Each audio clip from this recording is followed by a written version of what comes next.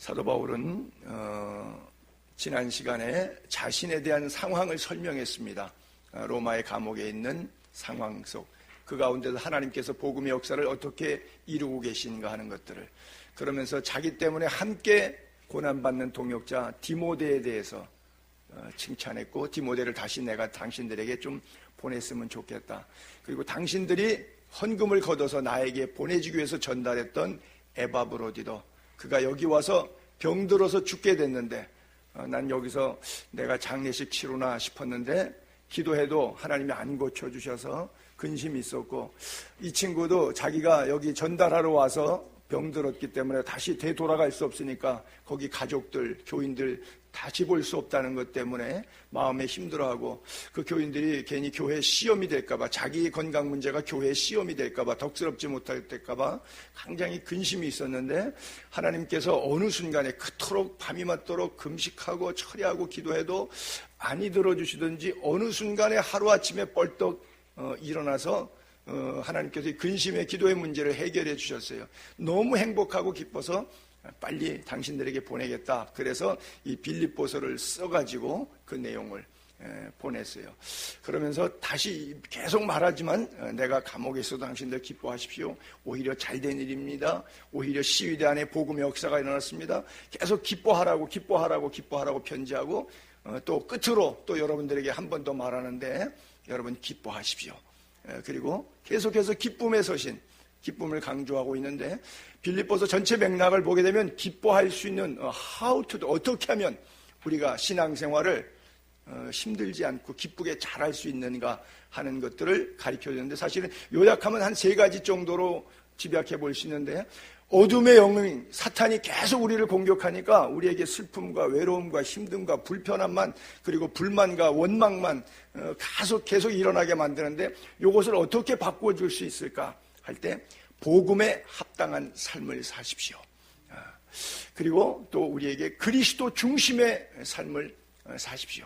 그리고 의의 열매를 맺도록 하십시오. 이 3가지의 삶을 빌립보서를 통해서 우리에게 말씀을 주면서, 그리하면 여러분들이 삶 속에 어떤 시련이 와도, 환경적인 변화가 여러분들을 힘들게 하는 요소의 작용이 일어난다고 할지라도 여러분들이 잘 견딜 수 있습니다. 그래서 제발 복음에 합당한 삶을 살고 그리스도 중심으로 살 수 있도록 여러분들이 애쓰고 노력하고, 그리고 그 열매가 어둠의 열매가 아니라 의의 열매가 되기를 바랍니다.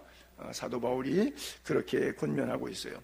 그러면서 1절 한번 띄워보면 1절에 그렇게 써 있잖아요. 주 안에서 기뻐하라 말하면서 계속 똑같은 말만 쓰니까, 같은 말을 쓰는 것이 내게는 수고로움이 없고 너희에게는 안전하다. 여러분, 자, 지금처럼 노트가 있고 볼펜이 있는 시대가 아니라 그랬죠. 2000년 전에 어디다가 써야 돼요? 양피지, 파피루스에 썼는데 주로 다 바울 서신은 양피지에 썼습니다. 자, 양 가죽 가격이 쌀까요? 먹을 사다가 써야 되는 이 필기구가 쌀까요? 요즘 문방구처럼 문방 가서 1,000원이면 살 수 있는 걸까요? 즉, 양피지나 먹을 필기구를 구입한다는 것은 글 모르는 천민들이 사는 물건이 아니에요? 그러면 귀족 계급, 지배 계급이 사서 쓰는 물건이에요? 그럼 뭐예요? 고가품입니다. 그러면 가능한 한 양피지 덜 들고 필기구가 먹이 덜 들어가면 돈이 세이브 되는 거예요. 길어지면 길어질수록 불편한 거예요. 그게 수고스럽단 말이에요. 돈 많이 든단 말이에요. 쉽지 않은 얘기란 얘기예요. 같은 말 한 번만 써도 되는데 기뻐하라 계속 반복적으로 똑같은 말을 쓰면 한 번만 써도 알아들을 텐데 왜 이렇게 돈 많이 들어가고 시간 많이 들어가고 불편하게 쓰느냐. 내게는 수고로움이 없다. 그래도 괜찮아. 돈 얼마나 들어가도 괜찮아. 여러분들이 행복할 수 있다면, 여러분들이 예수님 때문에 기쁠 수 있다면 내 수고는 별것 아니라는 거죠. 그리고 왜 굳이 귀찮을 정도로 한 번 말했으면 됐지 왜 잔소리처럼 자꾸 말하느냐. 그래야 여러분들 안전합니다. 한 번 말해도 이해가 잘 안 되지만 2번 듣고 3번 듣고 자꾸 들으면 여러분들이 신앙생활을 반복해 두니까 쇠뇌가 되어 있기 때문에 어떻게 하는 것이 기쁜 생활인지 쉽게 이해하고 적용할 수 있기 때문에 여러분들에게는 안전하니까 내가 좀 불편해도 잔소리 같지만 여러분 기쁘게 신앙생활 해야 됩니다. 이렇게 강조해주고 있는 것이 바로 1절의 서두라고 하는 거예요. 그래요. 목회를 통해서 이렇게 교인들하고 같이 신앙생활을 해보면 아주 좋았던 일은 그리고 감사한 일은 별로 기억을 오래 하지 않아요. 저도 여러분에게 그런 것 같고 또 교회 교인들도 그런 것 같아요. 참 좋은 일, 감사한 일에 대해서는 기억이 오래 가지 않아요. 근데 조금 섭섭한 거, 좀 나쁜 일은 이거 굉장히 오래 가더라고요. 개척해서 지금까지 가고 있더라고요. 그래, 왜 노인들이 그런 얘기하죠. 중요한 거, 최근에 있었던 일들은 생각이 안 난다 그래요. 근데 별 기억 안 해도 좋고 쓸데없는 옛날 이야기는 아주 생생하게 다 기억을 해서 말씀하시고 또 말씀하신다고 그러죠. 그래서 우리가 무엇이 중요하고 오래 남아야 되는가? 사도 바울은 오늘 빌립보서를 통해서 기쁜 신앙생활을 기쁘게 하는 것, 복음에 합당한 생활하는 것, 어떤 삶 속에서도 그리스도가 우리의 삶의 중심이 돼서 어둠의 열매가 아니라 의의 열매가 맺히게 되는 것, 여기에 참된 기쁨이 있지. 환경적, 물질적, 외부적, 상황적, 인간관계로 얻을 수 있는, 우스갯소리로 얻을 수 있는 기쁨, 이런 것들은 가짜 기쁨이고 찰나적인 기쁨이고 순간적인 기쁨이기 때문에 영속성이 없다, 이렇게 말하고 있고, 바울이 말하는 기쁨, 위로부터 내리는 하나님이 주시는 참된 평안의 기쁨이 여러분들에게 있기를 바란다. 그러려고 하면 주의사항, 그리고 약간 좀 세게 나갔어요. 2절에는 세 가지 금기사항이랄까, 세 가지 주의할, 삼가할 거를 2절에 올려보면 이렇게 삼가라 세 가지 써 있는 게 있죠. 근데 말이 상당히 좀 2절에는 갑자기 반전입니다. 거칠어요. 개들을 삼가고. 아니, 그러면 빌립보 교회 안에 개들이 있다는 말이잖아요. 조금 직설화법으로 표현해 볼게요. 좀 듣기가 거북하시겠지만 개 같은 성도가 있다는 말이에요. 그러니까 교인들끼리 공동체 기쁨을 이게 갉아먹어요. 그러니까 교인들에게는 거예요. 야, 그 개 같은 성도가 있는데 그 친구 좀 조심해야겠다. 삼가야겠다. 교제권에서 좀 멀리 할수록 좋겠다. 왜 자꾸 목사 비난하고 교회에 대해서 부정적인 얘기하고 자꾸 들으니까 목사님을 강대상에서 올려다 볼 때도 사람 이상하게 보이기 시작하더라. 그러니까 자꾸 들으니 이게 병이 되네. 그래서 사도 바울이 감옥 속에서도 시리 안에 복음이 증거가 되는데도 불구하고 자꾸 괴로움을 더하게 하려고 시비 쪽으로 이렇게 이야기를 퍼뜨리는 그런 사람들이 있으니까 사도 바울이 너무 센 표현을 썼는데, 우리말에 외국에도 그렇고 그리스도도 그렇고요, 이 개를 빗대서 욕하는 욕들 단어들이 굉장히 많아요. 사실은 우리가 흔히 쓰는 단어, 아이들이 저 단어 많이 쓰잖아요. 근데 바울도 상당히 이게 무겁게 성경에 쓰기는 좀 어려울 정도로 양피에다가 먹으로 이렇게 딱 썼어요. 개들을 삼가고. 야, 빌립보 그 좋은 교회 안에 이런 분들도 있구나. 이런 분들을 조심해야 된다고 바울이 그래서 적지 않이 좀 충격스럽게 받아들입니다. 세 가지 주의할 것 가운데 개들을 삼가고 또 행악자들을 삼가고 몸을 상해하는 이들을 삼가라. 사실은 세 가지로 나눴지만 전체적으로 어떤 부류냐면 전통적인 할레파 유대인들을 얘기하는 거예요. 성경에 보게 되면 유대인들은 이 이방인들을 전부 개 취급을 했어요. 성경에 뭐 비단 이런 구절들이 여기저기에서 많이 나오는데, 자, 그 다음 한번 넘겨볼게요. 글자들은요. 마태복음 7장 6절. 자, 몇 글, 한 세 구절에서 볼게요. 예수님이 산상수훈에서 설교했던 것인데, 거룩한 것을 개에게 주지 말고 너희 진주를 돼지 앞에 던지지 말라. 그들이 그걸 발로 밟고 돌이켜 너희를 찢어 상하게 할까. 자, 거룩한 것, 복음이잖아요. 좋은 소식이잖아요. 그걸 기껏 줬더니 복음을 복음으로 받지 못하고 오히려 역작용이 일어났다는 것이죠.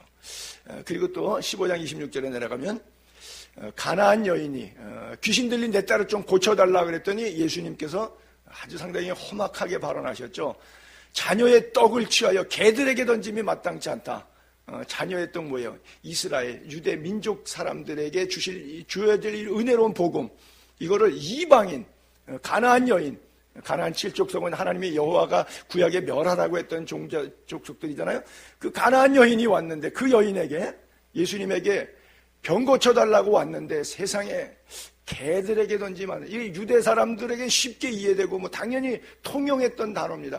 우리가 들을 때 예수님이 너무 심하게 발언했다 그러는데 당시 유대인들 입장에서 전혀 심하게 들리지 않는 그런 표현이었어요.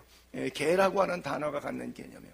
그리고 마지막 요한계시록에도 하나님 나라에 들어가고 못 들어가는 걸 결정할 때 거기 6 토막을 내가지고 쭉 이야기하는데 그 중에 첫 번째 나오는 한 토막이 개들, 점성가들, 음행하는 자들, 살인한 자들, 우상숭배한 자들, 거짓말 좋아 지어내는 자들 다 예루살렘 성, 새하늘과 새 땅, 성 밖에 있으리라. 밖에 내어쫓아 슬피 울며 이를 갈미 있으리라. 이런 표현들을 천국과 지옥을 나눌 때, 양과 염소 나눌 때 썼는데 거기 보게 되면 개들. 아니 그러면 어떤 개는 천국 가고 어떤 개는 천국 못 갑니까? 여기서 개들이 천국 가니 못 가니 이렇게 요한계시록에 이런 단어가 써 있네요. 여러분 집에서 기르는 강아지는 천국 가요? 여러분 예수 믿으니까? 예수 안 믿는 집에서 기르는 강아지는 천국 못 간다는 얘기예요? 무슨 뜻이에요? 저거는 개를 얘기하는 것이 아니라 사람을 얘기하는데 like dog, 물고 그러는 거, 그렇죠?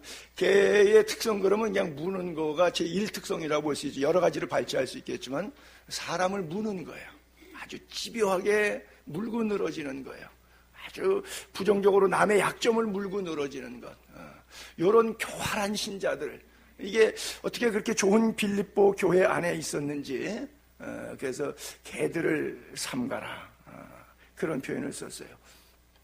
예전에 이건 쓸데없는 얘기인데 개그 콘서트를 봤는데 뭐 이렇게 뉴스, 가짜 뉴스를 이렇게 코믹하게 연출하는 건데 남자 여자 2명의 앵커가 있는데 그 중계하는 내용이 투견 대회, 개들 싸움 대회 투견 내용을 중계하는 스토리였어요.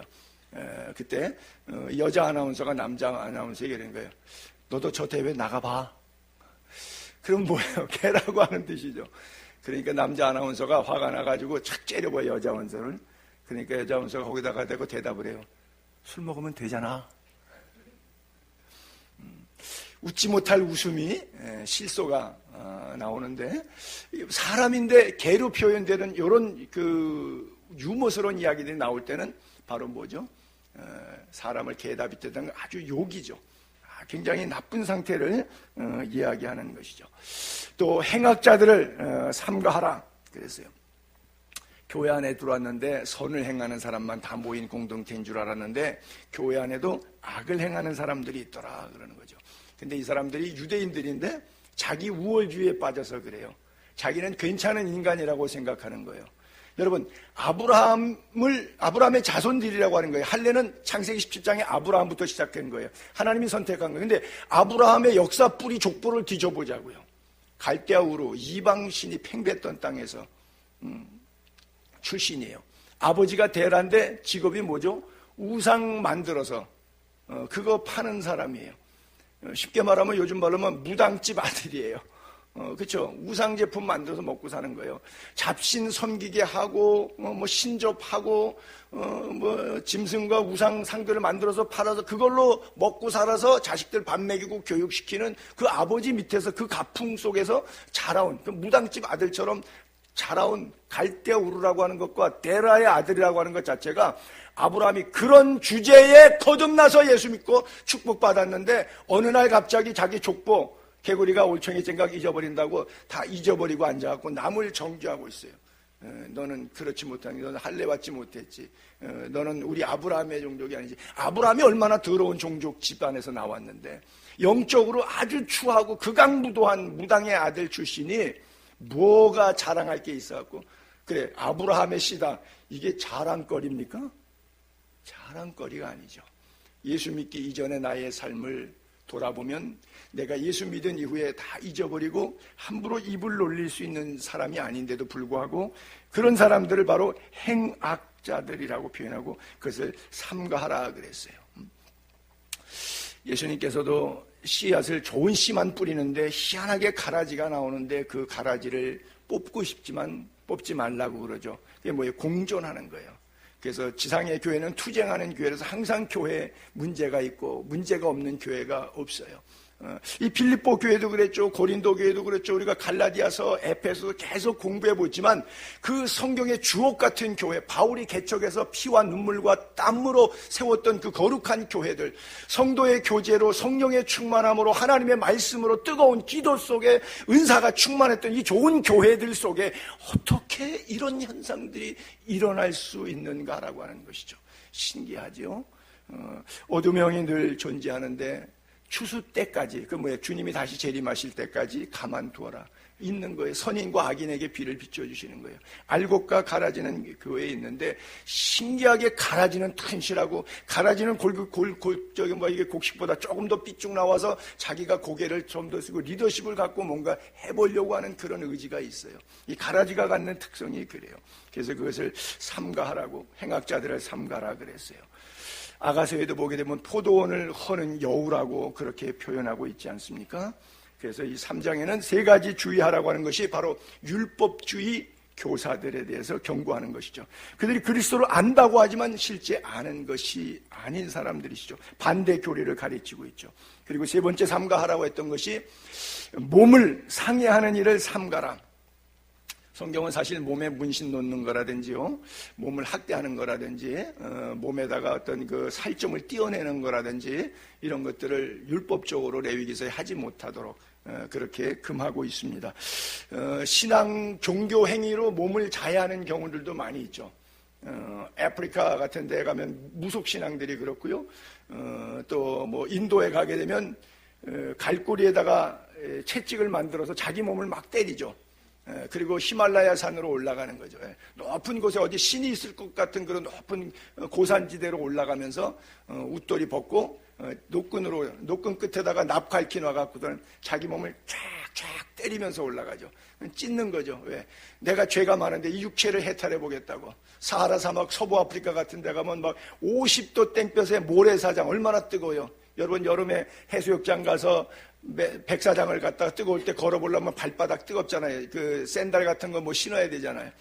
한국에만 해도 그런데 저 50도가 넘는 사하라 사막, 서부 아프리카의 뭐 튀니지, 알제리, 이집트로부터 비롯해서 리비아 이쪽은 뭐 굉장한 열기가 있는 땅인데 거기서 맨몸으로 막 띠굴띠굴 굴르는 거죠. 그냥 팬티바람에. 그럼 살이 어떻게 돼요? 다 익지요. 후라이팬에 에그 프라이 되는 거예요, 살이. 뭐 벌게 갖고 막 물집 생기고 막 그래요, 사람들이. 그거 왜 해요? 그걸 왜 해요?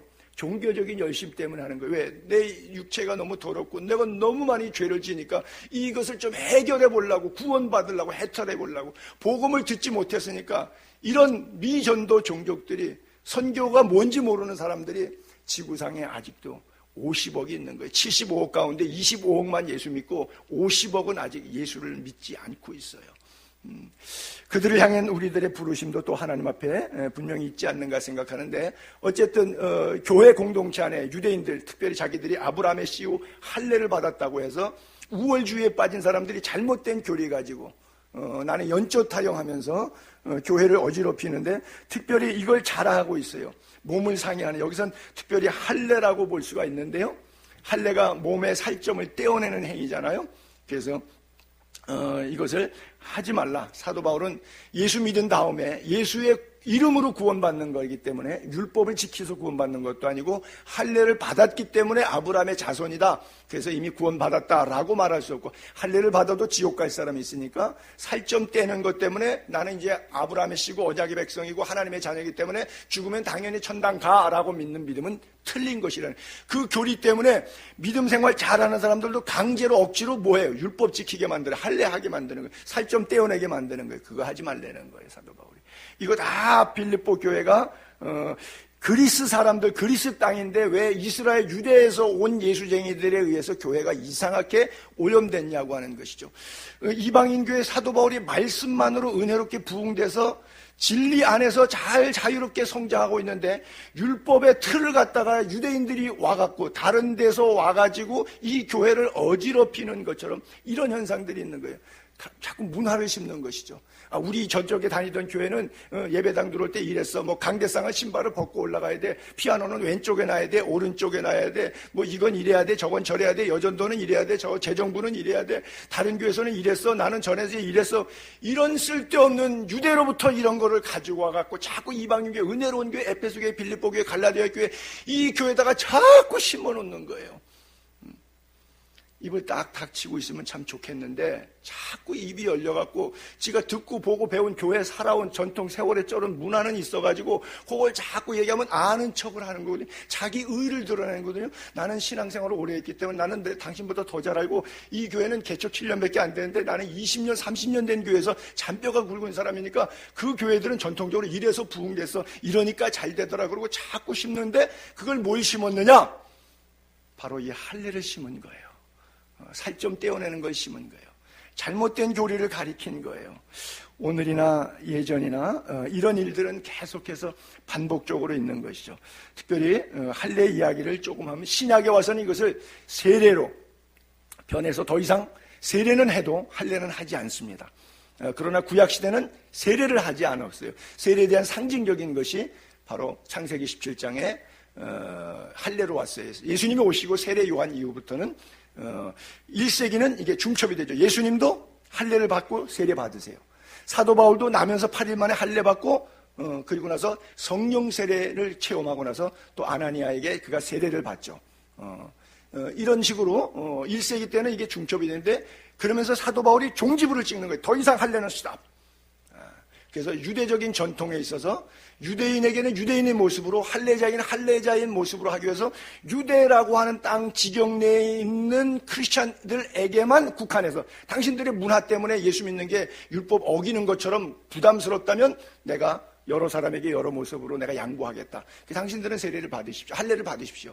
그러나 굳이 유대인이 아닌 사람이 유대인처럼 할례로 돌아갈 필요는 이제는 없습니다. 성령께서 각자를 구원하셨기 때문에. 그래서 우리가 할례 안 받는 거야. 안 그러면 구약식으로 유대인들이 유대적 기독교를 계속 전수했다 그러면요, 우리도 교인 등록하게 되면요 전부 지금 할례 받아야 돼요. 제가 성형외과 의사만큼 일을 많이 해야 됩니다. 그러면 또 뭐가 문제가 되냐? 여성은 또 어떻게 할 거냐는 것이 문제예요. 그럼 구원은 남성에게만 상징적으로 주어지고 여성에겐 이루어지지 않느냐? No, 그렇지 않지요. 그러니까 이런 여러 가지 신약 교회에 와갖고 예수님께서 십자가에서 단번에 반복적인 짐승 번제 제사가 아니라 일회적인 어린 양 대신 예수 그리스도의 십자가를 통해서 이 문제를 완전히 해결했기 때문에 나는 율법의 완성이다. 율법의 주인이다. 이렇게 말씀하셨던 건데 그럼에도 불구하고 예수님 부활 승천하신 이후에 아직까지 이거 붙들고 교회 전통 싸움하고 있는 교인들 때문에 사도 바울이 선교하면서 너무 힘든 거예요. 여러분 신명기 10장 15절인데 창세기 17장에 할례가 나왔는데 아브라함은 지금부터 4100년 전 사람입니다. 근데 모세가 신명기를 썼을 때는 지금부터 3400년 전입니다. 약 700년 세월이 더 지난 이미 할례 제도를 하나님이 정착시키시고 아브라함에 그 다음에 700년 세월이 더 지나서 아브라함과 이삭과 야곱과 요셉과 요셉이 국무총리 돼서 애굽에 가서 종살이 400년 하고 출애굽해서 나오기까지의 세월이 약 700년 지났어요. 700년 뒤에 신명기에 써 있는 말씀이 뭐라고 써 있냐면 할례를 어떻게 써 있냐? 여호와께서 오직 내 조상들 기뻐하시고 그들을 사랑하사 그들의 후손이 너희를 만민 중에 택했는데 오늘과 같으니라. 자, 그러므로 너희는 어디다가 할례를 행하라고요? 네, 남성에다가 할례를 행하는 것이 아니라 마음에 하려고. 벌써 이미 신약 때 예수님 시대 때 12제자가 사도 바울이 한 얘기가 아니고 모세가 한 이야기입니다. 마음에 할례를 행하고. 그 얘기는 무슨 연장선상에서 저걸 얘기를 앞에 내세웠냐면 목을 곧게 하지 말라. 그게 뭐예요? 말씀에 제발 좀 말 좀 들어라. 말씀에 순종해라. 말씀대로 살지 않으면서 육체는 할례를 행했는데 마음에는 하나님을 경외함이 없는데 하나님을 사랑함이 없는데 전통 문화 나는 그거 했어 안 했어 뭐 이것 갖고 목이 곧게 하니까 신앙생활에 더 도움이 하나도 안 된다는 것이죠. 신명기 30장 6절에 한 번 더 반복해서 나오는데 내 하나님 여호와께서 내 마음과 내 자손의 마음에 할례를 베푸사. 네, 그렇죠? 자, 너에게도 네 마음에도 할례해야 되는데 네 자식에게도 할례를 하는데 네 자식의 성기에다가 하는 게 아니고 네 자손의 마음에. 그렇죠? 우리도 당사자에게도 뿐만 아니라 자자손손 뭐가 중요하냐? 마음의 할례를. 저기 신약시대 얘기가 아니라 구약시대입니다. 적어도 예수님과 바울 시대로부터 1400년 전 곳으로 올라갔을 때 이야기입니다. 그때부터 여호와 하나님이 말씀하신 것이 뭐예요? 하나님 사랑하는 것, 하나님 말씀을 순종해야 참된 생명을 얻는 거예요. 저 할례를 생명을 얻는 것으로 직관시켜서 연결돼 왔지 않습니까? 제가 빨간 줄을 쳤는데 할례가 생명을 얻는 거하고 상관없잖아요. 그런데 생명을 얻는 것이 할례가 갖는 의미가 육체적인 할례가 문제가 아니라 하나님을 사랑한다고 하는 거예요. 마음으로부터 하나님을 사랑해요. 여러분, 사랑하는 사람 이야기 들어요, 안 들어요? 아내가 미울 때는 아내 얘기 안 들어주지만 아내가 사랑스러우면 사달라는 거 다 사주죠. 하나님이 사랑스러우면 하나님의 말씀을 지키죠. 하나님에 대한 감각이 없으면 그렇게 되지가 않죠. 바로 그런 차원에서 할례를 교회에서 신앙생활에 어떻게 접목할 것인가 하는 것을 말해주고 있는 것이죠. 자, 세월이 한 800년 정도 더 지나서 모세 시대 이후에 이제 가나안 땅에 들어갔어요. 그리고 이제 사사시대가 한 350년 되고 초대 왕으로 마지막 선지자 사무엘이 사울에게 기름 붓고 다윗 왕 되고 솔로몬 되고, 솔로몬 때 북쪽에 르호보암을 중심으로 여로보암을 중심으로 이스라엘하고 남쪽에는 또 르호보암을 중심으로 유다라 그래갖고 12지파가 갈라져 쭉 싸우는데 약 지금부터 2700년 전에 예레미야라고 하는 선지자가 있었어요. 세월이 또 한 800년 또 지난 것이죠. 예레미야 선지자에게 예레미야 4장 4절에 이렇게 말씀하세요. 유다이나 예루살렘 주민들아, 다 들어라. 유대 사람들, 유대인들, 예루살렘 주민들 너희 좀 들어라. 스스로 할례를 행하는데 어디를 베어야 되냐면 마음 가죽을 베고, 표피를 베라고 써 있지 않고 마음 표피를 베라고 써 있어요. 그게 무슨 의미냐? 여호와께 속하라. 너 소속이 어디냐는 거죠. 지금 너가 사탄의 자녀냐? 마귀 동네에 속해 살고 있느냐? 여호와께 속해라. 바로 마음, 가죽 마음을 벤다고 하는 자체가 소속을 지금 분명히 하고 있어요. 아니, 할례는 받았는데 마귀 자식으로 살면 되게. 할례가 뭐냐? 하나님이 아브라함에게 너는 내 백성이다, 내 자녀다, 인친의 언약의 상징인데, 언약의 상징은 할례는 받았는데 마음은 우상을 섬기고 있고 음행하고 있고 타락의 길로 가고 있으니까 이게 맞지 않네. 너 소속이 어디냐? 그러니까 할례 문제를 마음 가죽 빼는 것으로 예레미야가 그렇게 말씀하고 있잖아요. 그 10절에 가서는 또 뭐래요? 내가 누구에게 말하면 누구에게 경쾌하게 하면 듣겠고, 하도 말해도 설교해도 안 들어먹어요, 교인들이. 무슨 말인지 몰라요. 설교는 설교고 나는 나야. 그러니까 누구에게 말하면 누구에게 경책하여 듣게 할 거. 소용없는 설교 해봐야 뭐 공연불이다 이 뜻이에요. 그 귀가 할례를 받지 못하였으므로 듣지 못하는도다. 설교가 한국말이 어려워서 못 듣는 게 아니라 그 들은 말씀을 신앙생활의 삶으로 실천하려니까 내가 불편한 거예요.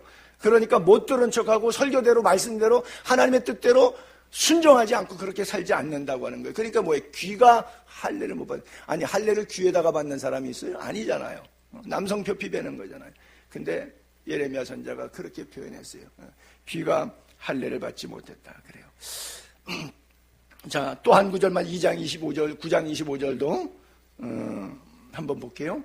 그러면 이스라엘 상의 땅에서 할례 받은 사람, 가나안 족속들, 할례 못 받은 사람들이 있어요. 여호와의 말씀이니라. 보라, 날이 이르면 할례를 받은 자 유대인들, 할례 받지 못한 자 이방인들 내가 다 벌하리니. 왜? 똑같다 이거죠. 어차피 할례 못 받은 이방인들은 하나님을 안 섬기니까 그렇고, 할례를 받았어도 하나님 안 섬기니까 exactly same. 무슨 차이가 있냐는 거죠. 그러니까 곧 애굽 사람, 유다 사람이나 똑같이 보는 거예요. 애굽이나 유다나. 사실은 다르잖아요. 애굽 사람하고 유대인하고는 다른 거죠. 근데도 같이 뭉뚱그려 들은 거예요. 애굽이나 유다나 에돔이나 암몬이나 모압이나 다 광야에 살면서 그들이 뭐예요? 살적을 깎은 자들에게라 무릇 모든 민족은 할례를 받지 못하였고, 그러니까 유다를 제외한 다른 민족들은 할례를 받지 못하였고, 이스라엘은 할례를 받긴 받았는데 마음의 할례는 받지 못하여서, 그러니까 다 벌받는다. 그렇게 써 있는 거예요. 다 하나님의 자녀가 아니라고 하는 것이죠. 자, 600년의 세월이 더 지나서 드디어 2000년 전, 2600년 전 예레미야 시대에서 2000년 전 예수님 당시 스데반 집사님, 바울 당시로 내려와 볼게요. 스데반이 설교했던 내용인데 이 설교하고 돌 맞아 죽었잖아요. 사도행전 7장에 나오는 스데반의 설교. 이스라엘 백성들에게 이렇게 설교한 거예요. 야, 이 사람들아, 목이 곧고 마음의 할례가 안 돼 있고 귀의 할례가 안 돼 있어. 마음과 귀의 할례를 받지 못한 사람들아, 너희 조상과 같이 지금 계속 읽잖아요. 예레미야 시대, 모세 시대에 계속 읽었잖아요. 창세기로부터. 항상 뭐예요? 거룩한 영을 거두려. 악령은 가슴속에 품고 살고 거룩한 영은 거스리고, 오면 뭐예요? 말씀이 임하면 받아치는 거예요. 나 생활하는데 불편해. 너 나가 있어. 너 가. 내가 너랑 안 놀아. 너랑 같이 사귀면 내가 밥 못 먹어. 난 불편해.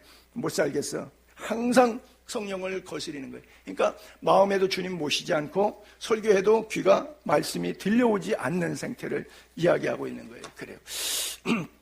이 같은 시기에 잘못된 할례파들의 교훈을 성령을 거스리는 누룩처럼 표현했는데, 그런 케이스가 바로 사도행전 15장 1절에 이방인에게 구원이 임했는데 자꾸 할례를 주장하는 거예요. 왜?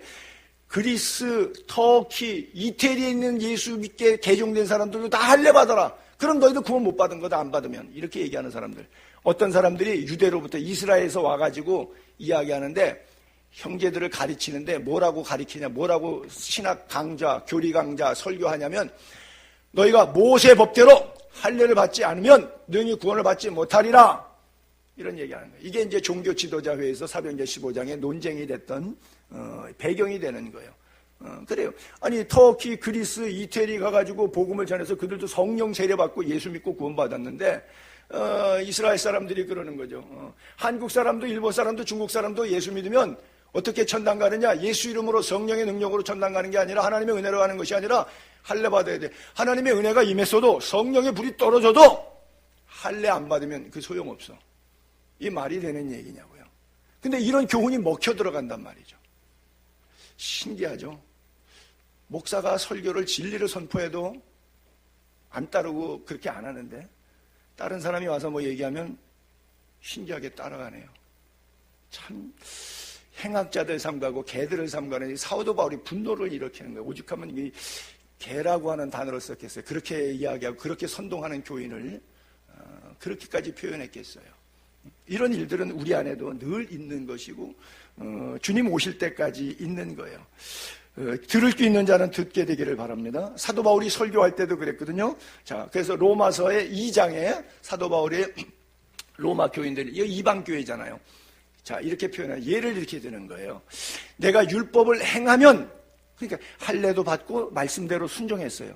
그러면 할례가 유익해요. 근데 만일 반대로 율법을 범하면 말씀대로 살진 않아요. 근데 너 할례는 받았어요. 그러니까 할례 받았으니까 말씀대로 안 살아도 자기가 구원받은 줄 알아요. 그건 무할례다 이거. 너 할례 안 받는 거나 맞아. 너 언약에서 떨어졌다 이거죠. 그런즉 무할례자가 이방인이죠. 할례 안 받은 사람이 반대로, 우리가 할례 안 받았어요. 우리들이에요. 율법의 규례를 지키면 하나님의 말씀대로 예수 믿고 구원받고 그 말씀대로 순종하면 어떻게 되는 거예요? 무할례자가 율법의 규례를 지키면 그 무할례를 할례와 같이 여기고 아브라함의 자손이 되는 거예요. 또한 본래 무할례자들이 우리 이방인들이죠. 우리가 율법을 온전히 지키면, 말씀대로 살면 율법 조문과 할례를 가지고 율법을 범하는, 즉 이스라엘 사람이고 할례를 받고 진짜 아브라함의 계통이지만 그 사람들을 정죄하지 않겠느냐. 그렇죠? 그래서 표면적 유대인이 아니요, 껍데기 유대인이 아니요, 표면적 할례가, 껍데기 할례가 아니다. 오직 어떤 할례? 이면적, 내면적 유대인이 진짜 유대인, 진짜 구원받은 사람이고요. 할례는 육체에다가 하는 게 아니라 마음에 해야 된다 그래요. 그래서 이 문제는 어디에 있다?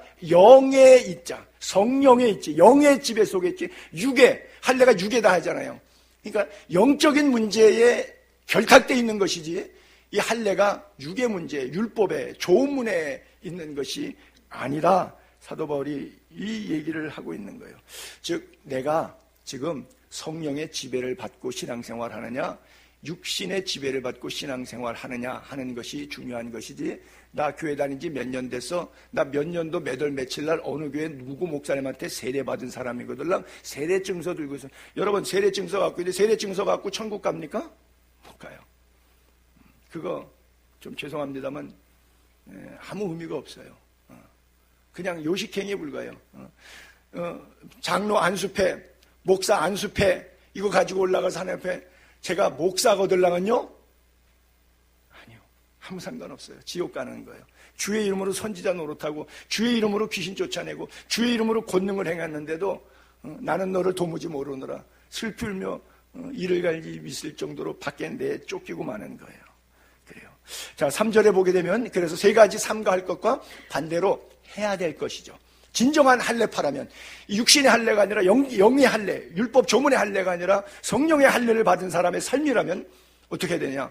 이렇게 살아라. 하나님의 성령으로 봉사해라. 그리고 쓸데없는 자랑하지 말고 뭐 돈 자랑하고 지식 자랑하고 권세 자랑하고 나 빽 있다고 자랑하고요. 제가 엉뚱한 얘기 하나면요. 저희 고등학교 친구 남태화가 지금 충북 경찰청 청장 됐어요. 이번에. 그거 자랑해갖고서 내가 뭐 문제 있으면 뭐 경찰청장한테 친구한테 전화해갖고 한 통 와서 해결하면 되겠지. 여러분, 이게 얼마나 바보 같은 얘기예요. 근데 우리는 이런 바보 같은 것을 굉장히 자랑스럽게 하죠. 남들이 들으면 저 바보 같은 녀석이라고 속으로 욕할 텐데 나는 그렇게 생각하지 않고 이걸 자랑이라고 생각하고 떠버리거든요. 예수 믿는 사람들이 다 그래요. 자기가 갖고 있는 연조와 직분과 이런 것들을 자랑 삼아요. 우리가 자랑할 것은 예수 그리스도 십자가밖에 없음을 믿게 되기를 바랍니다. 그리고 하나님이 은혜 주셔서 내가 시간 봉사, 물질 봉사, 뭐 구제하고 선교하고 어떤 섬김, 봉사, 집사라고 하는 단어가 디콘인데 그게 디아코노스라고 하는 헬라어예요. 즉 남을 섬기다, 봉사하다라고 하는 단어거든요. 그래서 serve, 봉사라고 하는 단어를 영어에서는 예배라고 하는 단어로 그대로 쓰는 거예요. 그 예배는 어떻게 하는 것이죠? 요식행위로 하는 거예요? 주보순서 프로그램으로 하는 거예요? 아니죠. 그런 거 아무 상관없고 다 뭐죠? 마음이 영과 진리로 하나님께 나아가는 게 예배죠. 즉 봉사입니다. 그래서 뭐 총장님이 저한테 그 1시간 50분 강의에 4만 원 받는데 그거 1년 다 내놓고 매주 성남 세무서 가도 그 교회 세무서의 사람들이 미안해하지요. 미안해할 거 없어요. 다 나는 생각이 있어서 그래요. 글쎄 여러분들은 어떤 생각 갖고 사시는지 모르는데 저도 또 저 나름대로 생각을 좀 가지고 있어요. 여러분 근데 내가 늘 느끼는 것이 그런 거예요. 그러면서도 하나님 마음속에 늘 안 받는 것만이 능사가 아니에요.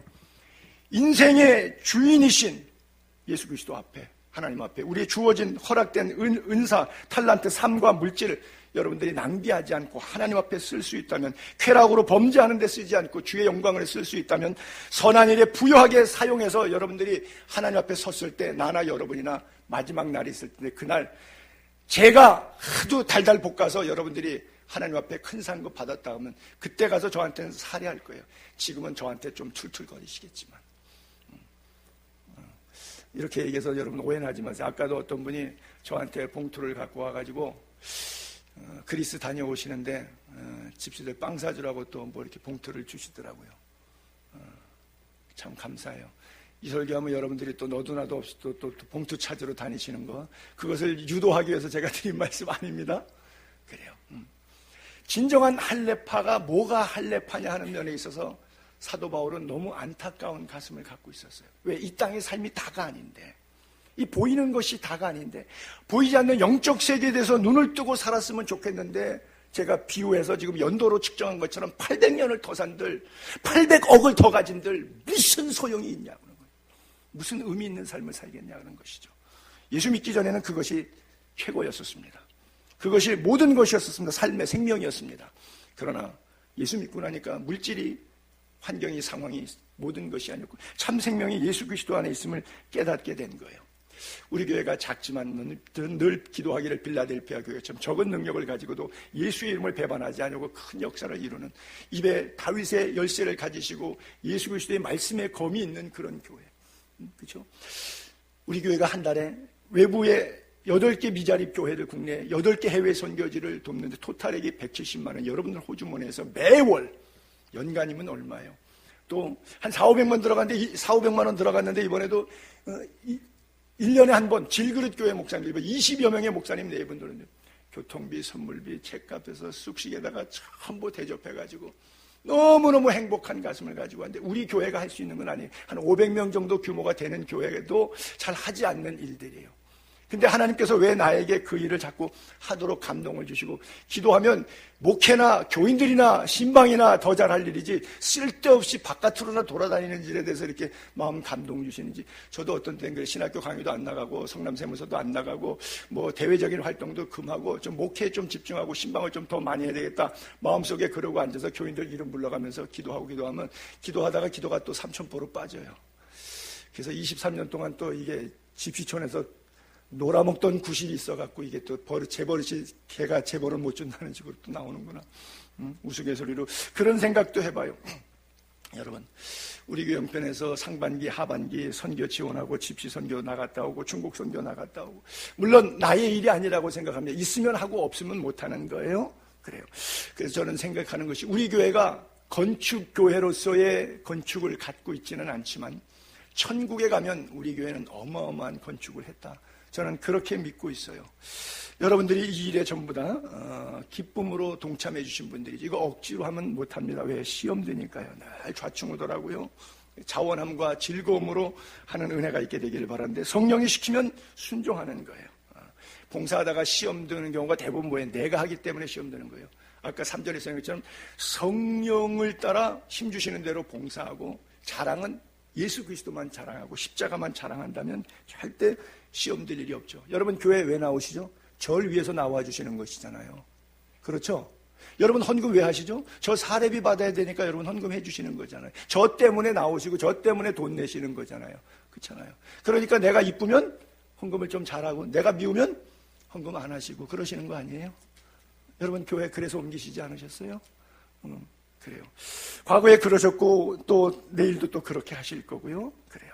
여러분, 제발 사도 바울이 주는 메시지를 잘 귀 기울여 들을 수 있게 되기를 바랍니다. 우리 자랑은 오직 예수 그리스도 십자가뿐입니다. 믿습니까? 예수 그리스도의 피 묻은 복음만이 우리를 살릴 수가 있어요. 불면 날아갈 것 때문에 마음 뺏기지 않게 되기를 바라고 예수 그리스도의 십자가 든든히 붙잡게 되기를 바랍니다. 진정한 할례파는 십자가를 붙잡는 신앙이에요. 진정한 할례파는 십자가 붙드는 신앙.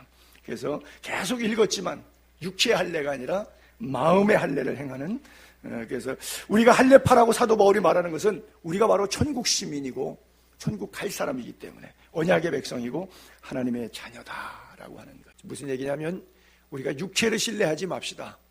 잠깐 있다가 없어지는 안개.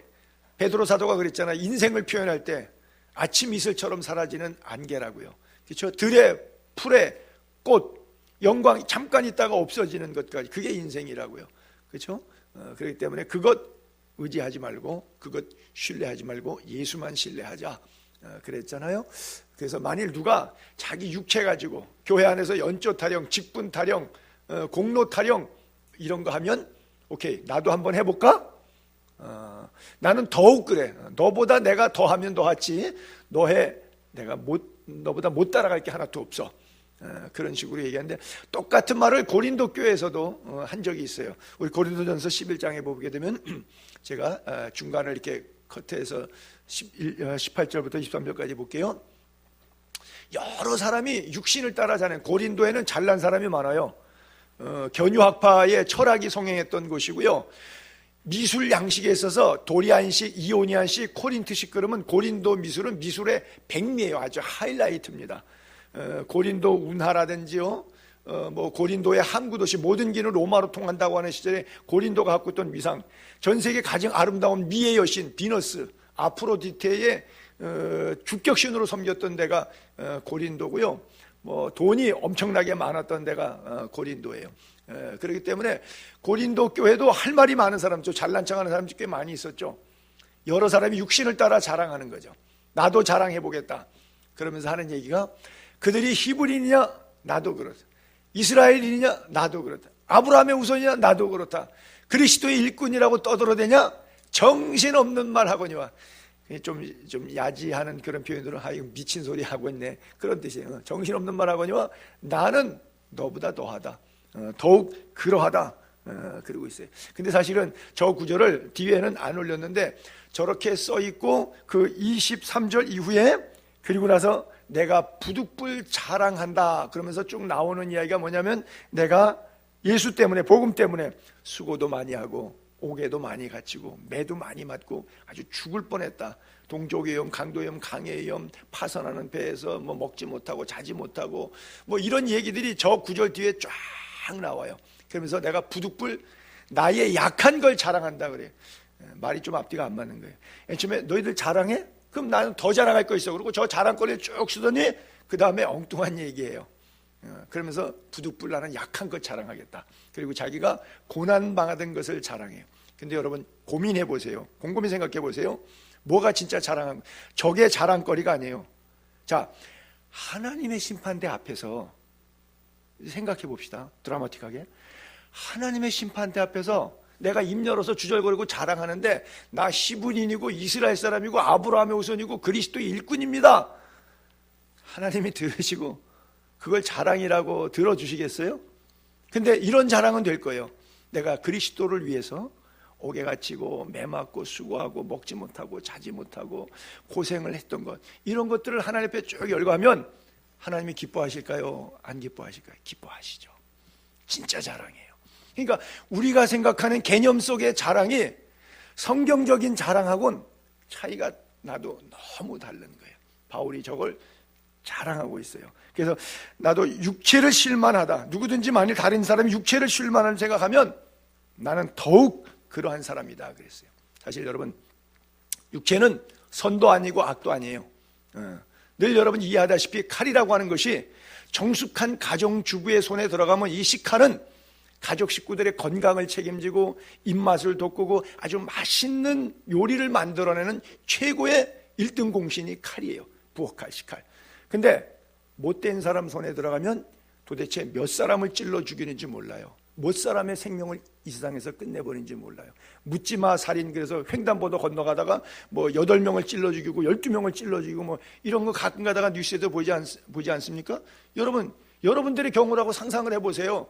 내가 여기서 횡단보도를 그냥 건너가는데 갑자기 어떤 젊은 녀석이 달려들어갖고 목에다가 칼을 대고 이 사람 저 사람 목에다가 전부 다가 나 앉아서 그냥 죽어서 어느 날 길 건너다가 하루아침에 그냥 죽어버렸어요. 세상에 그런 일이 어떻게 있을 수가 있겠어요. 근데 현실적으로는 상당히 이게 정말 수개월에 한 번씩 전 세계적으로 일어나고 있잖아요. 육체는 자랑할 것이 없습니다. 믿습니까? 그래요. 육 자체는 선도 아니고 악도 아니에요. 그렇죠? 아까 표현되는 그런 칼처럼 돈도 선한 사람 손에 가면 생명 살리고 하나님의 의와 주의 영광을 드러내는 데 쓸 수 있고요. 어떤 사람이 돌아가면 정욕과 죄악과 음란과 아주 가정 파괴와 그리고 청부 살인과 뭐 이런 나쁜 쪽으로 돈이 쓸 수가 있어야 돈을 누구의 손에 써야 되냐, 성령의 사람 안 그러면 악령의 사람 손에 써야 되냐에 따라 도구가 어떤 것이냐에 따라서 달라지는 거예요. 그러니까 육체는 신뢰할 것이 안 되지만 그러나 육체 안에 뭐가 거하느냐, 그것은 신뢰할 만한 것이다 라고 하는 것이죠. 그래서 사도 바울이 신뢰하지 마라, 뭐 학벌 자랑하지 마라, 뭐 학위 몇 개 받았다 뭐 이런 거, 그 다음에 나의 뭐 12대 뭐 누가 뭐 무슨 왕이었대더라 뭐 이런 거 족보, 어리석은 족보 이런 거 자랑하지 말라 그러고요. 그 다음에 돈 자랑하지 말라 그러고요. 직위 자랑하지 말라 그러고 권세 자랑하지 말라 그러고요. 특별히 여자들에게는 미모 자랑하지 말라고 그러죠. 뭐 꼭 그런 건 아니지만 얼굴이 예쁜 사람은 목사님들이 대부분 하는 얘기가 그래요. 교회 여성도 가운데 얼굴 예쁜 여자는 아주 그냥 일시키기가 어렵다고요. 손에 물을 안 묻히려 그래갖고 일시키기가 어렵다고. 그래 뭐 우스갯소리지만 어쨌든 이런 외모 자랑하는 것, 이거 다 쓸데없는 것이라. 신뢰의 대상 오직 복음, 예수 그리스도 십자가만 우리의 신뢰의 대상 될 수 있기를 바랍니다. 요즘에 유튜브에 보니까 뭐 간증하러 돌아다니는 사람이 한 사람 있는데 괜찮은 사람이 돌아다니더라고요. 황교안 씨라고 대통령 권한대행까지 했죠. 국무총리. 그분이 타이틀을 이름을 직명을 다 빼고 황교안 전도사 이래갖고 여러 교회 간증을 다니는데 주로 젊은이들에게 꿈을 심는 간증을 많이 다녀요. 그래서 자기가 자기를 소개하거나 소개를 부탁할 때 꼭 그렇게 얘기해. 나를 전도사로 소개해달라고. 신학교 졸업해. 그러니까 지금은 다시 뭘로 돌아갔냐면 국무총리에서 전도사로 돌아갔어요. 그래서 그분은 목사 안수 받는데도 관심 없고 신학교 졸업한 전도사면 오케이. 여러분 목사가 복음 전해요? 전도사가 복음 전해요? 아니죠. 그렇죠? 그리스도인이 복음을 전하는 거예요. 그러니까 그런 데 관심이 없어요. 뭐 대통령 권한 대행까지 해본 사람이니까 대한민국 남자로선 최고 위에까지는 올라갈 건 다 올라가 본 사람이잖아요. 그 양반이 간증하는데 참 은혜로워요. 젊은 다음 세대들에게. 그리고 그 표현 자체가 겸손하니까 젊은이들에게 상당히 도전되잖아요. 남들은 국회의원 장관이라도 한번 해보고 싶은데 이분은 다 섭렵하고 총리 자리에 앉아가지고 그것도 마지막 때는 대통령 권한 대행까지 해봤는데 다 필요 없다는 거죠. 자기가 신뢰할 만한, 자기가 내세울 만한 간판이 아닌 거예요. 거기에 의지할 만한, 마음 뺏길 만한 목이 아무것도 없는 거예요. 뭐만? 전도사. 나는 전도자라고 하는 것이죠.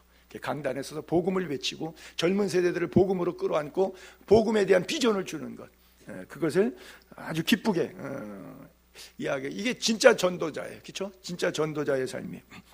아시다시피 이용규 선교사님 같은 경우도 뭐 서울대학을 나오고 하버드에서 박사학위까지 받았는데 참 몽골에 선교사로 갔잖아요. 지금은 또 지역을 옮기긴 했습니다만은 그래요. 근데 우리가 사람들이 그래요. 이제 반대국부로 좀 표현하면 서울대 나오고 하버드 나왔는데 몽골 선교사로 갔더면 오 그래요. 저같이 뭐 그냥 이렇게 단국대학교 나오고 집시 선교사로 갔대 그러면 뭐 수준이 안 돼서 그렇게 했는 모양이지, 그렇죠? 어쨌든 신뢰할 만한 것은 사람, 학벌, 외모, 능력 이런 것들이 아니라 예수 그리스도 이게 되기를 바랍니다. 그래요. 지난 주간에 어떤 분하고 같이 저녁 식사를 하는데 그분이 오랜만에 여기 염소고기가 있더라고요. 제가 양고기 좋아하는 거 알고 그분이 염소고기를 어디서 또 알아갖고 와갖고 저 남한산성 밑에 가서 먹었는데 그런 얘기를 하더라고요. 사돈이 큰딸이 서울대학교를 나왔어요. 그리고 박사과정까지 돼갖고 의사가 됐어요, 큰딸이. 근데 나이가 많죠. 의사까지 된 딸이니까 시집을 안 갔죠.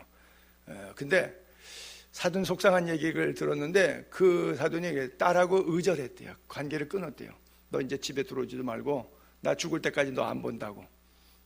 그 이유가 뭐냐? 세상에 이렇게 공부시켜놓고 훌륭하게 길러놓은 이 딸이 기껏 이제 노처녀 시집가서 좋아한다 싶었는데 누구랑 교제하나 봤더니 전도사하고 교제하고 있더래. 전도사랑 결혼하겠다고 그러더래. 얼마나 화가 나는지. 그분이 그래도 부부지간에 집사님 권사님 내분이거든요. 근데도 그게 싫은 거예요. 찌질이 전도사한테 시비왔는데 내가 너를 어떻게 길렀는데 서울대학을 나와갖고 의사까지 만들었는데 전도사한테 시집가갖고선 전도 부인하고 교회에서 뭐 사모님 이 소리 들으려고 그래갖고 내가 너를 기른 줄 아냐? 내 인생 망했다. 너 나 죽을 때까지 안 보겠다고 나가라고. 그래서 지금 2달째 나가서 그렇게 사는데 그 사돈이 너무 힘들어하고 너무 아파야 한다고 뭐 그런 얘기를 하시더라고요. 글쎄요, 뭐 인생은 정답이 없겠죠. 자기가 믿음의 가정에서 자녀를 믿음으로 기르는데도 막상 세상적인 신뢰할 만한 것들 학문과 재력과 뭐 병원의 의사 정도는 괜찮잖아요. 이런 것들을 가졌는데 고작 남자를 신학교 졸업한 전도사로 하겠다 그러니까 마음에 안 드는 거예요. 그러니까 복음하고도 상관없이 또 그렇게 어떤 육체를 신뢰하는 그런 모습들이 있는 것이죠. 그러니까 교회 나가서 설교를 들으면 은혜가 돼요. 맞아, 그런 것 같아요. 그러나 설교는 설교일 뿐 나의 삶은 내가 keep going my way, 내 길을 그냥 아련히 가련다. 이것이 이제 대부분의 경우죠. 그래서 바울이 자신을 비교하면서 자꾸 아무리 복음이 들어가고 예수 그리스도의 피에 대한 이야기를 해도 복음의 본질의 이야기를 해도 할례 이야기하고 율법 이야기하고 자꾸 딴소리 하는 거예요. 암만 바울이 가르쳐도 또 뒤돌아서면 그건 바울의 이야기고 그건 설교고 나는 내 생활인데 뭐 내 생활 바울이 책임져 줘? 나는 내 생활 내가 알아서 살아야지. 그리고 자꾸 세상을 신뢰하고 육체를 신뢰하고 하나님이 기뻐하지 않는 방향으로 자꾸 가는 것이죠. 그래서 사도 바울이 좋다. 그러면 나도 한번 얘기해 볼게. 너희들이 자꾸 할례하고 율법 조문에 매여갖고 자꾸 뭘 쓸데없는 얘기를 하는데 그러면 나는 너희들이 주장하는 것보다 더 주장할 수 있는 사람이야. 그것이 오늘 5절 6절이에요. 자, 5절 6절 보세요. 내가 8일 만에 할례 받았다. 이스라엘의 족속이다. 베냐민의 지파다. 히브리인 중에 히브리인이다. 율법으로는 바리새인이다. 열심으로는 교회를 박해한 장본인이다. 율법의 의로 따지자면 나는 걸릴 게 없는 사람이야. 흠결이 없는 사람이야. 여기 써 있는 네 가지, 여러분 이게 그냥 글자로 써 있으니까 그런데 이게 하나하나 맥락을 생각해 보면요, 이게 엄청난 자기 자랑이에요. 여러분 8일 만에 할례를 받았다. 할례 자체는 아브라함의 자손, 언약 백성, 하나님의 자녀, 천국 백성이라고 하는 상징적인 메시지예요. 약속의 자녀예요. 그런데 그 앞에다가 더 주장하는 거죠. 나 할례 받은 사람이야가 아니라 나 8일 만에 할례 받은 사람. 모태신앙이라고 하는 말이죠. 그렇죠? 어려서부터. 여러분 할례를 시작한 사람이 아브라함인데 아브라함이 99세 때 할례를 합니다. 그때 첫 자식이, 아직 이삭은 안 태어났고 첫 자식이 하가를 통해서 이스마일이 나오는데 14년 터울이 나니까 99세였기 때문에 이삭하고 14년 터이가 차울이 나요. 그러니까 13살이에요. 믿음의 조상 아브라함은 99세 할례 받고 자기 큰아들을 처다들이죠. 약속의 자녀는 아니지만 이스마일은 13살 때 할례 받았어요. 그런데 나는 8일 만에 받았어. 대단한 거죠. 그렇잖아요. 그러니까 모태신앙이라 이거예요. 내 신앙은 교회에서 연조로 얘기하면 누가 뭐 나 예수 믿은 지 20년 돼 30년 됐어 그러니까 야 나는 엄마 뱃속부터 믿었어. 8일 이전에 할례 받는 경우는 없으니까 율법에 8일 만에 할례하도록 되어 있으니까 저게 생리적으로 리듬에 있어. 아이에게 표피를 뱉을 때 피가 계속 흐르지 않고 응고가 잘 될 수 있는 그 타이밍이 이렇게 딱 8일이랍니다. 8일째랍니다. 그래서 하나님께서 인체를 지으시니까 하나님이니까 하나님께서 체질을 아시고 그렇게 8일을 하나님 규정. 왜 8일인지는 우리는 알 수가 없죠. 그냥 하나님이 8일째 할례를 해라 그랬으니까 사람을 만드신 하나님이 사람의 신체 리듬, 혈액순환이라든지 피부, 근육, 조직 이걸 다 신체 기능을 아시니까 그분이 그렇게 하셨겠죠. 그러니까 뭐예요? 모태신앙부터 아주 하나님의 택정함을 입어서 나는 8일 만에 할례를 받은 사람이다 이거죠. 여러분 바울이 디모데를 데리고 다니지만 디모데는 아버지가 그리스 사람이니까 나중에 전도 다닐 때 28살이 넘어갖고선 데리고서 할례를 하지. 그 믿음이 좋은 외조모 로이스 어머니 유닉의 영적 DNA를 갖고 있는 디모데도 28세 넘어갖고 할례 받았어요. 그러니까 바울은 따지면 굉장히 자랑할 게 많은 사람이죠. 교회에서 연조 타령하게 되면 뭐 굉장히 자기 의의를 충분히 드러낼 수 있는 그런 사람이고 언약 백성인 것이죠. 이스라엘 족속이다. 자, 이스라엘이라는 단어가 성경에 제일 먼저 어디서 나와요? 야곱이 야폭 강가에서 천사와 씨름하다가 이제는 야곱이라 도둑놈이라 이름하지 말고 나와 싸워서 이겼다. 즉 네 기도 응답돼서 하나님의 약속의 축복을 네가 성취하게 되었고 너의 조상 아브라함에게 했던 복의 근원됨을 네가 연결점으로 받게 된다라고 하는 이스라엘이라고 하는 이름을 얻었잖아요. 그렇잖아요.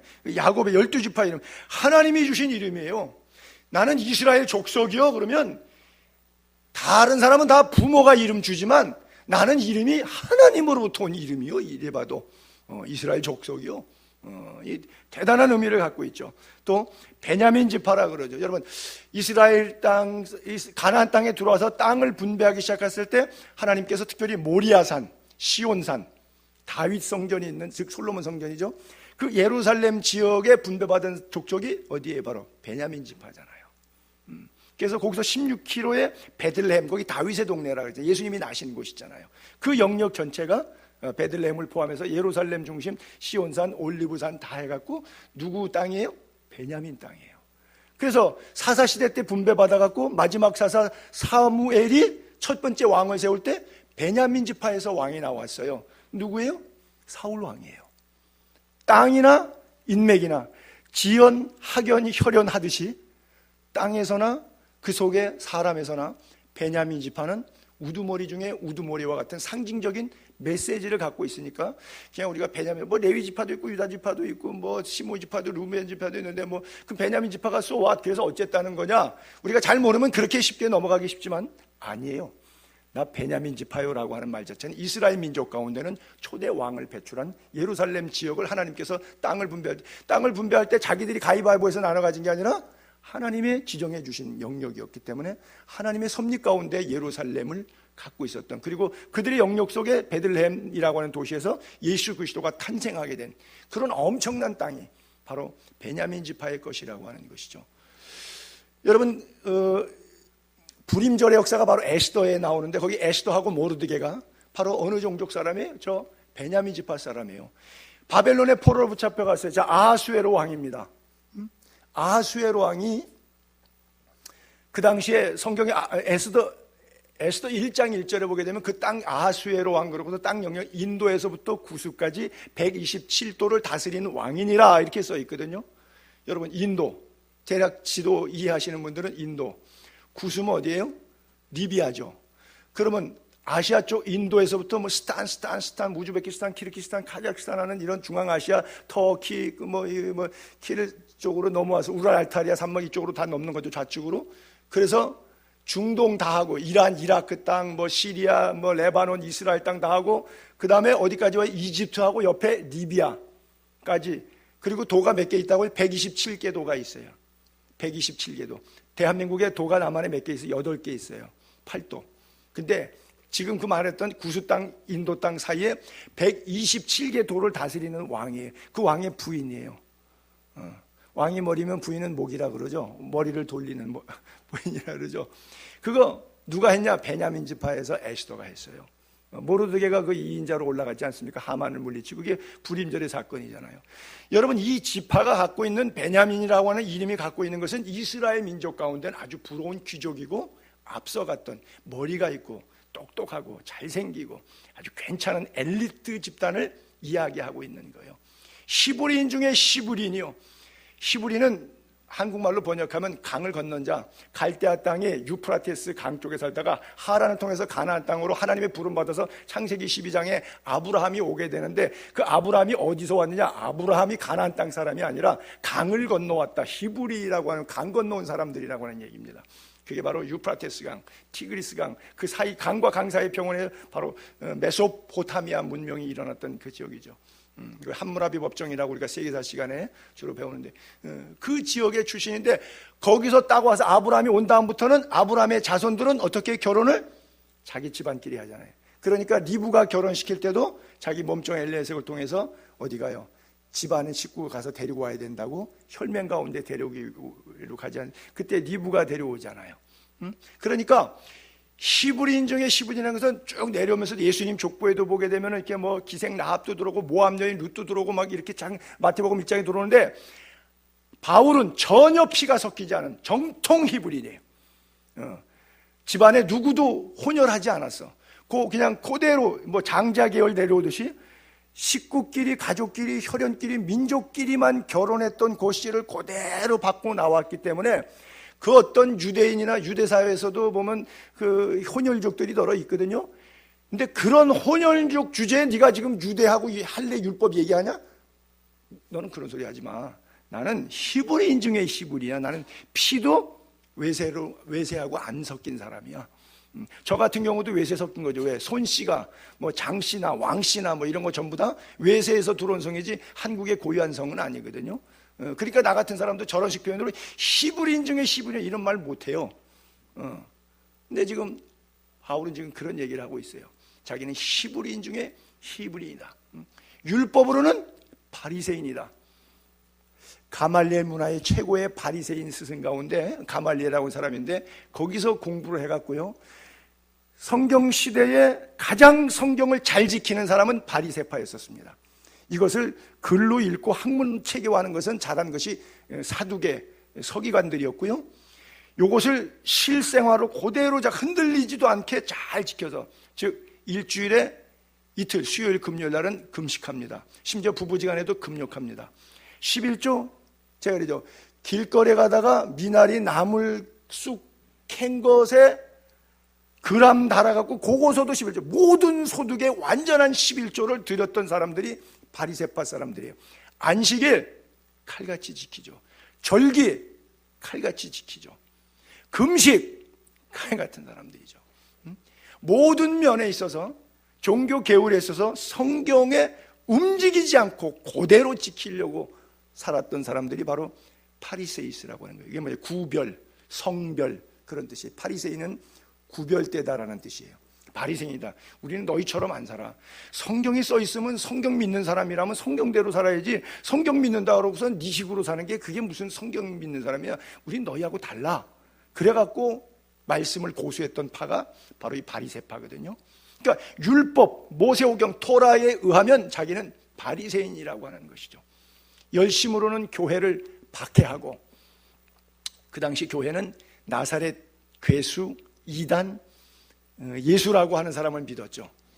그렇기 때문에 그것은 어쨌든 간 축출하는 것이 옳은데, 자, 열심이라고 하는 저 헬라어 단어를 제가 거기다가 좀 써서 올렸는데 다음 페이지 한번 봐볼게요. 젤로스라고 이렇게 써 있어요. 열심, 교회를 핍박하는 열심이 젤로스라고 쓰는데, 이게 진리아라고 하는 그 젤로라고 하는 말이 뭐냐면 그리스 말로 질투라고 하는 말이에요. 근데 저걸 젤로스를 영어로 젤롯이라고 썼는데, 그 젤롯은 한국말로 뭐냐면 열심당, 젤롯 땅. 그래서 누가복음 6장에 보게 되면 예수님이 12제자 이름 쭉 나오는데, 뭐 베드로, 안드레하고 뭐야, 그러고서는 셀롯이라는 시몬, 저 셀롯이 바로 열심당, 저 젤롯, 그것을 한국식 발음으로 표기를 셀롯 이렇게 쓴 거예요. 저게 원어 헬러서는 젤로스라고 하는 거예요. 그래서 저거는 이중적 의미로 질투라고 하는 뜻을 갖고 있어요. 그게 뭐냐, 나 여호와는 질투하는 하나님인 즉, 다른 거 허용돼요? 안 돼요? 안 돼요. 귀찮아요. 좀 표현이 하나님이 질투라고 하는 표현이 있으니까 좀 이상하긴 한데, 그럼에도 불구하고 하나님이 친히 그렇게 말씀하셨어요. 그건 뭐예요? 하나님을 향한 열심, 그것을 우리에게 요구하고 있는 거예요. 오직 하나님만을 섬기기를 원하는 그 열심, 질투하는 하나님이라고 그렇게 표현했죠. 그래서 1세기 때는 이 로마가 점령하고 또 시리아가 유대를 점령하니까 예루살렘 성전이 막 돼지피 올려놓고 막 제사 드리니까 BC 165년경에 마카비 집안에서 반란을 일으켜갖고서는, 그러니까 밀란을 일으킨 거죠. 근데 성공했어요. 그래서 한 100여 년 가까이 유대 땅에 외세가 점령하지 못하고 성전을 잘 고수했는데, 그 사람들이 바로 이 셀롯 땅이 만들어진 거예요. 그러다 보니까 이 사람들은 뭐예요? 폭력으로 사람을 죽여서라도 하나님의 공의, 성전이 더럽혀지지 않는 일이라고 하면 사람을 죽이는 것이 잘하는 일이죠. 그렇죠? 안중근이 그 이등박문을 죽인 것이 우리 민족의 입장에서는 잘하는 것이죠. 일본 사람들에게서는 테러리스트라고 할 망정 우리에겐 잘하는 거예요. 그러니까 바울이 교회를 핍박한다는 것은 하나님의 율법에 어긋나고 있는 저 나사렛 이단 예수의 무리들의 모인 공동체를 박해하는 거니까, 그 정도로 누가 그걸 박해하라 그래? 자기 일도 바빠 죽겠는데 그런 교회 일까지 쫓아다니면서, 하나님의 일 쫓아다니면서 교회를 박해할 정도의 젤롯을 갖고 있었던 사람이니까, 뭐 율법으로 말하면 뭐 대단한 뜨거운 열성을 가진 그런 사람이라고 하는 것이죠. 그리고는 끝에 가서 율법의 의로는 흠이 없는 사람이다 그랬어요. 흠이 없는 사람. 열심이 얼마나 특한지요. 사실 가룟 유다도 저 헬롯 출신이기 때문에 예수님이 입성하시면 성공적으로 정권이 바뀔 줄로 알았어요. 근데 나약하게 당하시니까 더 이상 소망이 없다 그래서 팔아먹고 말았거든요. 누가복음 24장에 보게 되면 엠마오로 간 두 제자 스토리가 나오는데, 그 사람들이 예수님 보고 했던 얘기 가운데 이런 얘기가 있어요. 당신은 근일 예루살렘에 같이 지나면서 그것도 뭐냐면, 우리는 그가 이스라엘을 속량할 자로 바랐노라.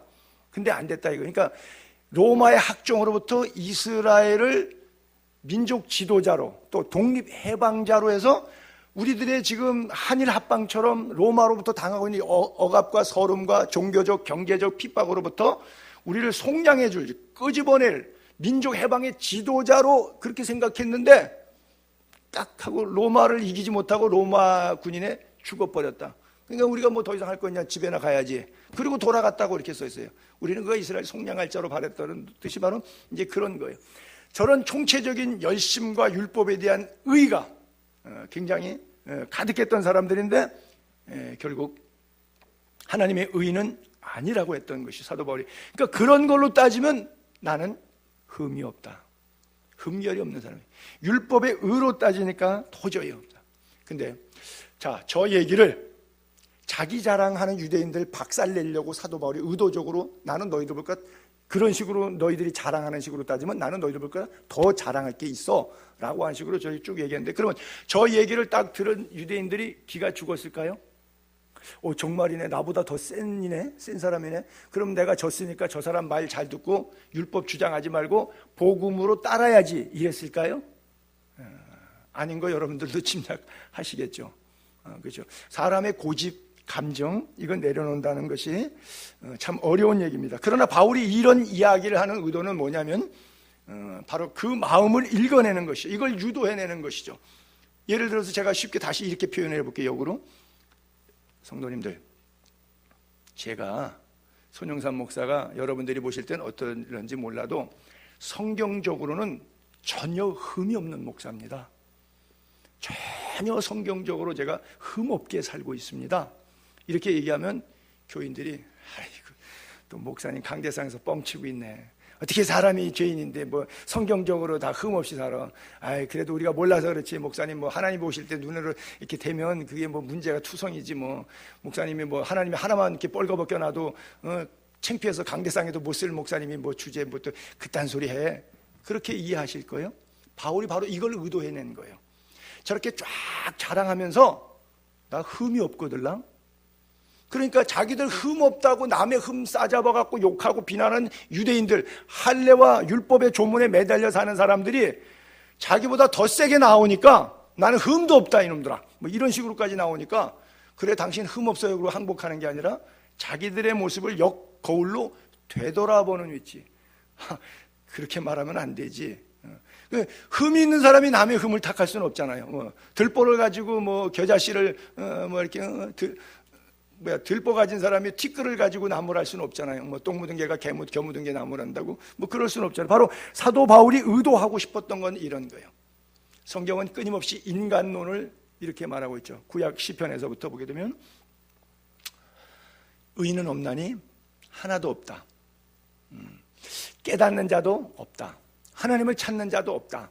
다 치우쳐 어둠에 치우친 거죠. 함께 무익하게 되고 선을 행하는 자는 없나니 하나님도 하나도 없다. 한 사람도.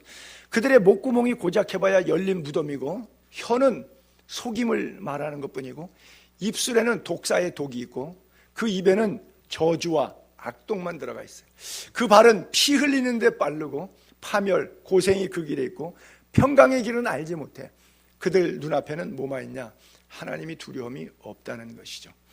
이게 바로 인간의 속성, 본질의 모습이라고. 자, 이것을 사도 바울이 로마서 3장에 이렇게 표현하고 있죠. 이 구절을 같이 또 비슷한 사도 바울의 구약의 인용입니다. 로마서 3장 10절. 예, 맞아요. 글자가 비슷하다 보니까 이거 지금 로마서 3장에서 아까 시편 14편 2절로 4절은 없어요? 오케이. 그걸 안 읽고 넘어갔군요. 여호와께서 하늘에서 인생을 굽어 살피사 지각이 있어 하나님을 찾는 자가 있는가 보려 하신즉 다 치우쳐 함께 더러운 자가 되고 선을 행하는 자가 없으니 하나도 없도다. 죄악을 행하는 자는 다 무지하냐. 그들이 떡 먹듯이 내 백성을 먹으면서 여호와를 부르지 아니하다. 저기 뭐냐면 떡 먹듯이, 여러분 밥 먹잖아요. 그냥 밥 자연스럽게 먹잖아요. 그러니까 죄를 짓는 게 그냥 배고프니까 자연스럽게 밥 먹듯이 그냥 떡 먹듯이 죄를 짓는단 말이에요. 하나도 하나님이 굽어 살펴보니까 하나님을 찾는 사람도 없고 회개하려고 생각하는 사람도 하나도 없다. 그것을 아까 읽었던 그 로마서에서 없다 이렇게 얘기했는데, 자, 그 다음 구절, 마지막 구절 23, 4절도 한번 보면 모든 사람이 죄를 범하였음에 하나님의 영광에 이르지 못하더니 그리스도 예수 안에 있는 속량으로 말미암아 하나님의 은혜로 값없이 의롭다 하심을 얻은 자 되었느니라. 할렐루야. 그래요. 여러분, 사도 바울은 정리할게요. 자기가 율법으로는 흠이 없는 자로다 이렇게 말했어요. 아주 반어법적으로. 그런데 어떤 성경 구절? 마지막 죽음 앞에서 디모데후서 전후서를 쓰는 것이 마지막인데 나는 죄인 중에 괴수다고 쓰죠. 영 다르죠. 그렇죠? 나는 율법의 의로는 흠이 없는 사람이야. 나 흠 없어 라고 하는 단어와 죄인 중에서도 아주 극악무도한 괴수다 라고 하는 단어하고 어떻게 달라요? 여러분은 어떻게 생각하세요? 여러분, 믿음의 주님이여 또 우리를 온전케 하시는 예수를 바라보는 은혜가 있게 되기를 바라고요. 그분을 뜨겁게 사랑할 수 있게 되기를 바랍니다. 우리 찬송가